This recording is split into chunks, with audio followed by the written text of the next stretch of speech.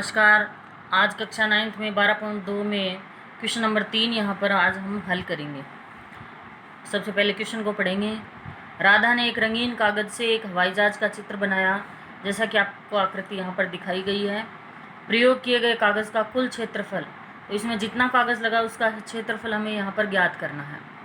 तो देखिए, पहले इसका जो डायग्राम है वो देखिए। इसमें ये जो हिस्सा हो त्रिभुजाकार है, इसकी एक भुजा 5 सेमी है, तो इधर की साइड भी इसके सेम बराबर ही है, तो ये भी 5 सेमी की। ये यहाँ पर आपको देखिए नीचे से 1 सेमी दी है, तो ये भी 1 सेमी है। यहाँ से 6 सेमी, ये 1.5 सेमी। इस प्रकार सारा चित्र आपको यहाँ पर दिखाई दिया है। इसका हम अलग अलग निकालेंगे। पहले इस त्रिभुज का निकालेंगे, फिर इसका और ये बीच का भाग जो दिखाई दे रहा है आयताकार, इसका क्षेत्रफल निकालेंगे।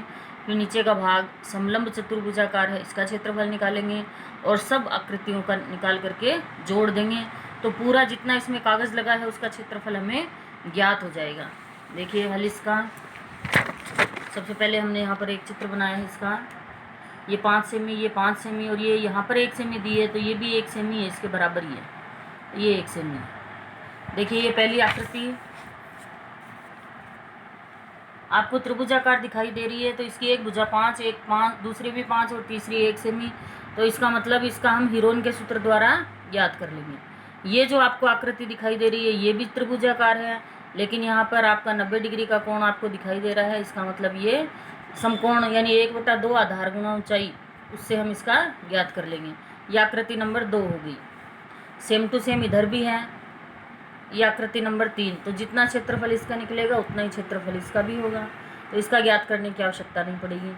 जो बीच का भाग है ये आयताकार है, तो आयत की लंबाई देखिए, यहाँ से तीर का निशान लगा के हमने आपको दिखाया, यहाँ पे 6.5 लिखी हुई है और इसकी चौड़ाई है वो 1 सेमी है। तो आयत का क्षेत्रफल होता है लंबाई गुना चौड़ाई, तो हम ये चौथी आकृति का आसानी से निकाल लेंगे। फिर जो 5वीं आकृति है समलंब चतुर्भुजाकार की, इसका भी हम क्षेत्रफल ज्ञात करेंगे। इसको हमने 5वीं आकृति नाम दिया। तो सबसे पहले हम पहली आकृति का क्षेत्रफल निकालेंगे। आकृति 1 का क्षेत्रफल, उसके लिए सबसे पहले हम S ज्ञात करेंगे। तो S यहाँ पर होता है a + b + c बट्टा 2। a हमारे पास यहाँ पर 5 है, b भी 5 है और c यहाँ पर 1 है बट्टा 2। ये जुड़ के होते हैं 11, 11 में 2 का भाग देंगे तो S का मान आता है 5.5। अब यहाँ पर हम पहली आकृति का क्षेत्रफल निकालेंगे। तो सबसे पहले हम सूत्र लिखेंगे, S - a, S - b और S - c। इसमें हम अपने मान रख देंगे। S का मान हमारे पास आया 5.5। ये 5.5 में से पहली भुजा यानी 5 घटाया, फिर 5.5 में से दूसरी भुजा यानी 5 घटाया, फिर 5.5 में से तीसरी भुजा यानी 1 घटाया, वर्गमूल।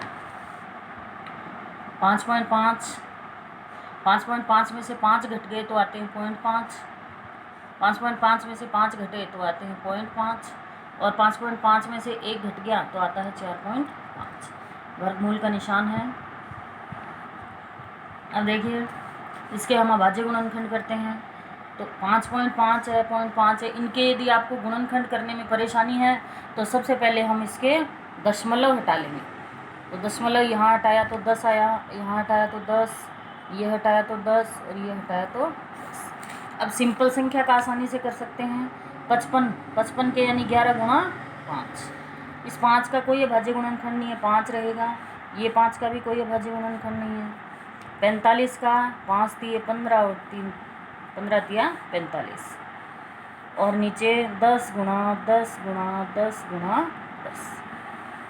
अभी वर्गमूल में है। अभी हम जोड़े बना के इसको बाहर निकालेंगे। 5 देखिए कितनी बार है, 1 2 3 4, 4 बार है, इसका मतलब वर्गमूल से बाहर 2 बार आएगा।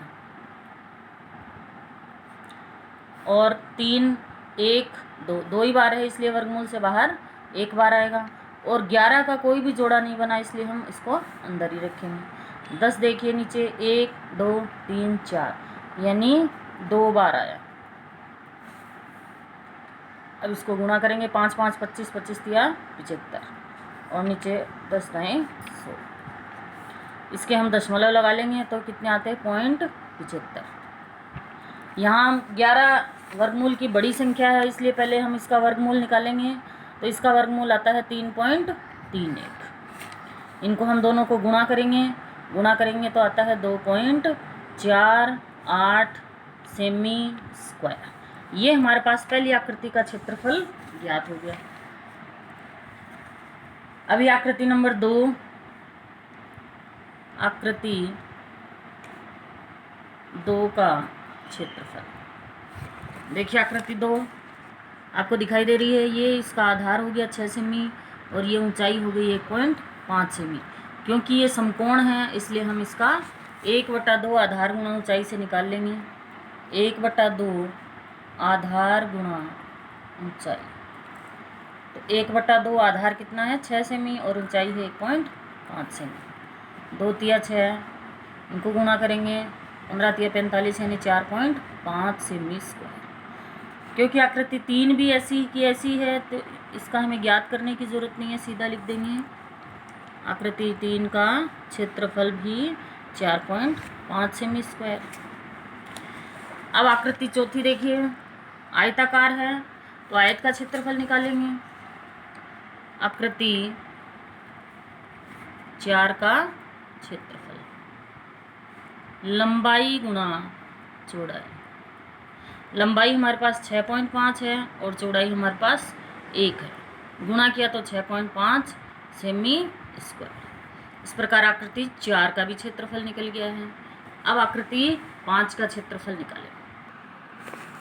ये देखिए आकृति 5 है, वो इस चित्र में हमने जो नीचे का हिस्सा है वो आपको दिखाई दे रहा है कि समलंब चतुर्भुजाकार है। तो समलंब चतुर्भुज का क्षेत्रफल अभी तक हमने निकालना सीखा था कि 1/2 गुणा समांतर भुजाओं का योग गुणा उनके बीच की लंबवत दूरी। तो यहाँ पर हमारे पास समांतर भुजाओं की माप तो है लेकिन इनके बीच की लंबवत दूरी नहीं है, इसलिए हम इस सूत्र के द्वारा ज्ञात नहीं कर सकते।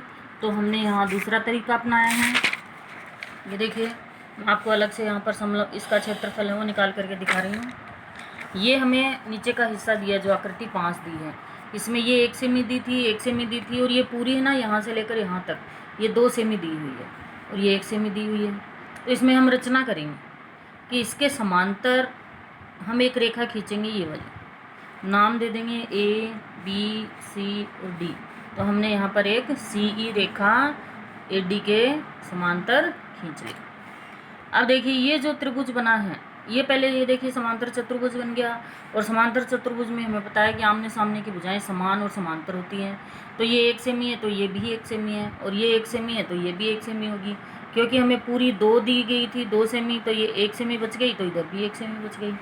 इसका मतलब ये जो त्रिभुज बन गया इसकी सारी भुजाएं 1 सेमी की बन गई। तो ये एक समबाहु त्रिभुज बन गया। तो इसका क्षेत्रफल पहले ज्ञात करेंगे। त्रिभुज BEC का क्षेत्रफल और समबाहु त्रिभुज का क्षेत्रफल सूत्र है √3/4 गुणा भुजा स्क्वायर।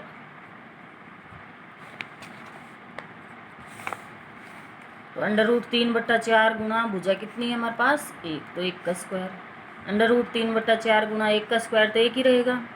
तो ये इसका क्षेत्रफल आ गया √3/4 गुणा 1 यानी √3/4 सेमी स्क्वायर। लेकिन यहाँ पर अंडर का कोई यूज़ नहीं है तो हम पहले इसका मान रखेंगे। √3 का मान, हाँ आप हमेशा याद रखना, √3 का मान होता है 1.732। √2 और √3 ज़्यादातर काम आते रहते हैं तो इसका मान हम हमेशा याद रखते हैं। तो 1.732 हमने यहाँ पर मान रखा। ये 4, जब हम इसमें भाग देंगे 4 का तो 4 चौक 16, दशमलव पहले लग गया, 4 चौक 16, 4 तिया 12 और 4 तिया 12। देखिए इसका क्षेत्रफल ये आ गया हमारे पास 0.433 सेमी स्क्वायर। अब जो इधर समांतर चतुर्भुज बना है इसका क्षेत्रफल होता है आधार गुणा ऊंचाई, लेकिन ऊंचाई तो इसकी भी नहीं है, आधार तो 1 सेमी है लेकिन ऊंचाई नहीं है, तो इससे हम ऊंचाई निकालेंगे। अब त्रिभुज का क्षेत्रफल 1/2 आधार गुणा ऊंचाई भी होता है। तो क्षेत्रफल जो हमने निकाला है वो रखेंगे यहाँ पर 4.433। 1/2 आधार कितना है इसका 1 सेमी गुणा ऊंचाई। ऊंचाई ज्ञात करने के लिए 2 का पक्षांतरण इधर कर देंगे तो 0.433 गुणा 2, ये हमारे पास ऊंचाई आ गई।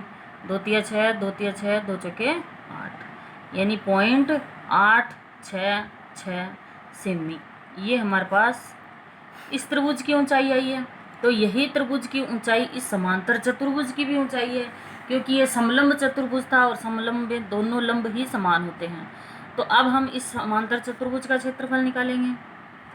समांतर चतुर्भुज AECD का क्षेत्रफल आधार गुणा ऊंचाई। आधार हमारे पास 1 है और ऊंचाई हमने निकाली अभी 0.866। जब हम इससे गुणा करेंगे तो यही आता है 0.866 सेमी स्क्वायर। अब हमें तो पूरे का निकालना था, तो जो समांतर चतुर्भुज का आया है और जो त्रिभुज का आया है इनको जोड़ देंगे। तो आकृति 5वीं आकृति 5 का क्षेत्रफल जोड़ देंगे 0.866 प्लस 0.433 जोड़ेंगे तो आता है हमारे पास 1.29 सेमी स्क्वायर। ये आपके पास आकृति 5 का क्षेत्रफल आ गया। अभी हमें तो पूरे डिज़ाइन का क्षेत्रफल निकालना था, तो अब हम लिखेंगे डिज़ाइन में लगे कागज़ का क्षेत्रफल बराबर आकृति 1 का क्षेत्रफल प्लस 2 का क्षेत्रफल 3 प्लस 4 प्लस 5 का क्षेत्रफल जोड़ देंगे। सबसे पहले हमारे पास आकृति 1 का क्षेत्रफल आया था, देखिए 2.48। तो सबसे पहले हमने लिखा 2.48 प्लस आकृति 2 का हमारे पास आया था, ये देखिए 4.5। तो 4.5। तीसरी आकृति का भी 4.5 और तीसरी आकृति का हमारे पास था, चौथी आकृति का था 6.5 और पांचवी आकृति का भी हमने निकाला था 1.29। सबको ऐड करेंगे, ऐड करते हैं तो आता है हमारे पास देखिए 2.48 4.5। जोड़ना आपको इस प्रकार से है कि दशमलव के नीचे ही दशमलव लिखेंगे 1.29। 9 और 8 17, 5 5 10 15, 15 और 5 20, 20 और 2 22, 2 2 4 8 12, 12 और 6 18 और 1 19, यानी 19.27 19.27 सेमी स्क्वायर, यही इसका आंसर।